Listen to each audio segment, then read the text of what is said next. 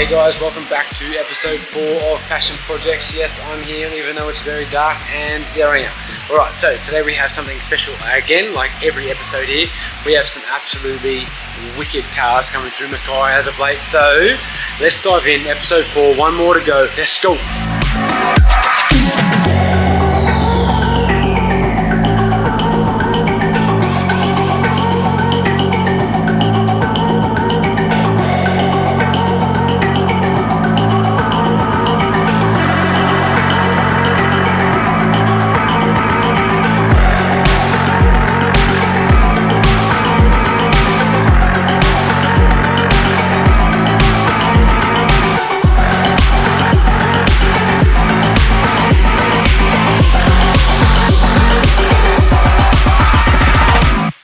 Alright Heath, man, I'm so happy to see another Impala here. Even though it's not on its guts on some wire wheels, I'm not even mad that you've got a giant set of slicks under the back, front runners, and just a huge donk hanging out the front of that thing. What are we standing in front of today, my man? 66 Impala. Got off my stepdad probably a decade ago, maybe a bit longer, and spent probably 6 years doing it up. Had a small block, went to a big block. A small block didn't cut it, so it runs a 598 behind in front of a turbo 400 with a true track 12 bolt. Had a bit of work done to it, so it's going good at the moment.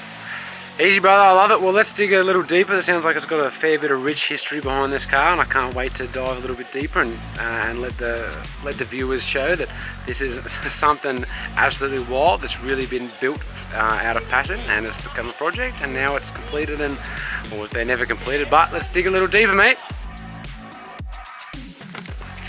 Alright Heath, man, this thing is beautiful. I am in love. All my viewers know that I love Impalas. I've got a series just on my Impalas. And as you said, a ground up restoration. This thing looks wicked. You've got beautiful wheels, Australian made wheels too, if I might add, from Enemies Everywhere, or Enemies Racing. But let's break down, like, why you chose this, the history behind it. You said it took a little while to do, and then why on earth did you put the biggest motor in the biggest bay? You couldn't fit a bigger motor if you tried. Yeah, probably compensating for other things there, but no, I feel you, brother, aren't we all? Mate, the car itself was owned by my stepdad, and he got it off his old man back in the late 60s, and it came from the government auction. So I don't know the history there, but around that time Harold Holt was in place, so you never know, it might have carried him. Yeah. But I just saw the old pictures of my stepdad. He used to cruise around Australia in it with all his mates, and how much fun they were having. So there was a bit of a waste sitting down under the mango tree, so I took it on, and I'm glad I did, but I'd probably never do it again. No, you never fully build a car more than once, then you start buying them done. Yeah, I know, and when you do everything 3 times like me, it becomes a bloody bit of a passion, as you say. But yeah, 8 years, probably 8 years all up on the build, and again it's only 99% done. Went with the original colour. It was black and it had white interior, so I kept all that the same, and had a 383 in it. It was a good little motor, but it just wasn't enough for the big car, so I picked up this 598. Put a kit through it, and yeah, it's a good thing. So far so good. Yeah, I don't know what sort of horsepower it puts out, but it's enough for me.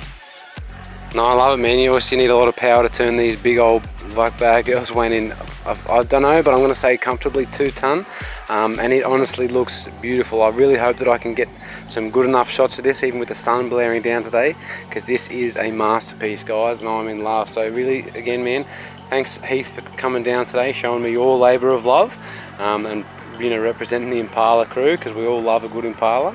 And yeah, once again, man, thank you very much. Appreciate it, Ben. Thanks for having us.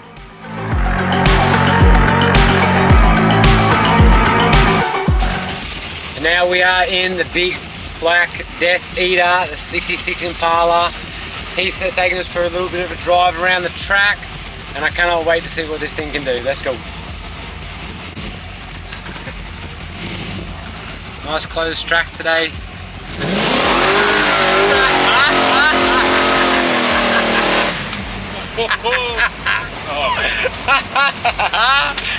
Oh, like a kid in a candy shop, I tell you. These weekends are the reason I do this. Oh man, I love this. Thanks very much, and let's see what else I can do.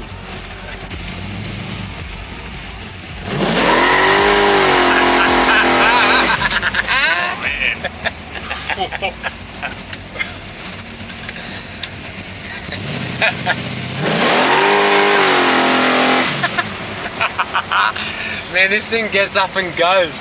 There's something different getting back in time, going back in time to these big old lead sleds. I love it.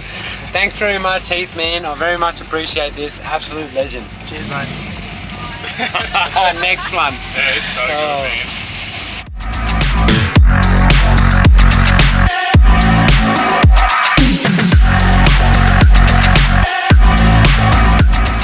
Alright, Dookie, man, this thing is wicked. You've got wheels hanging out the rear end of this thing that are wider than my head, just like the Impala next to it. You've got a ProCharger hanging off the side of that motor. What are we standing in front of today, man? I can't wait to find out more about this.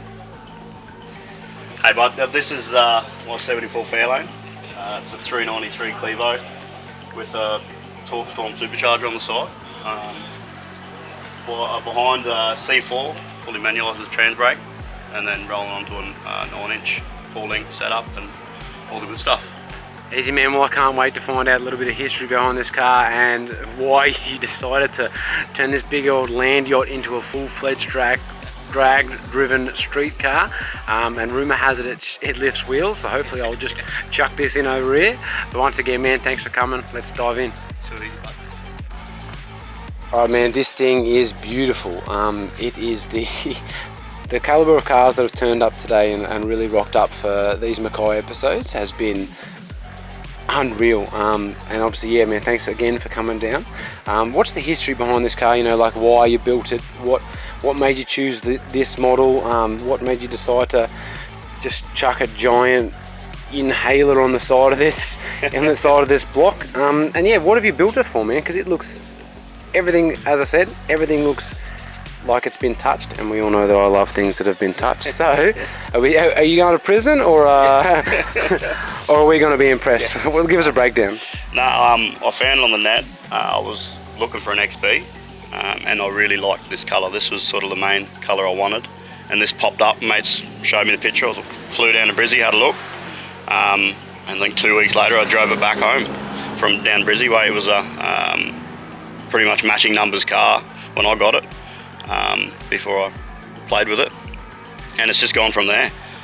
Kept with the Clevo base engine, and pulled the matching numbers out and sat it in the corner for a rainy day, and yeah, threw this in. It's a 393, and then yeah, decided Turner with the Bronco got me onto the blower, and sort of, yeah, it's all downhill from there.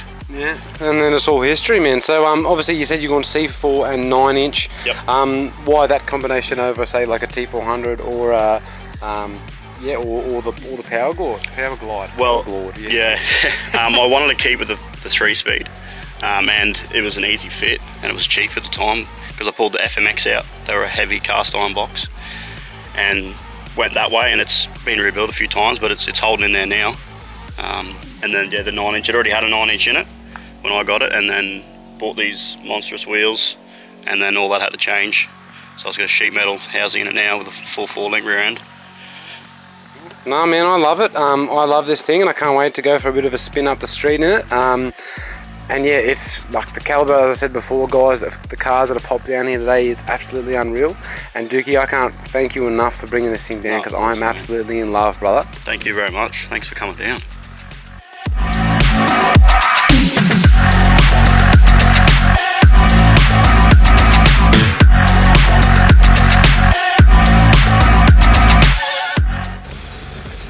We are off in the Fairlane. This thing is,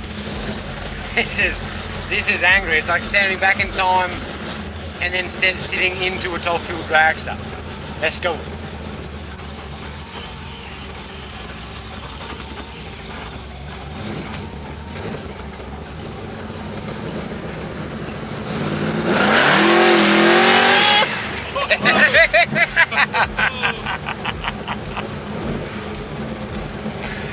Oh.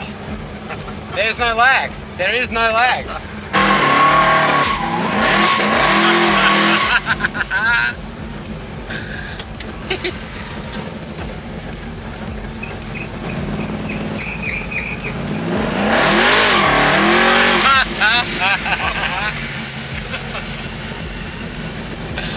Oh, Chicky mate, very much appreciated. Thank you very much. Thank you. Was a quick run, but short track. It's a very short track.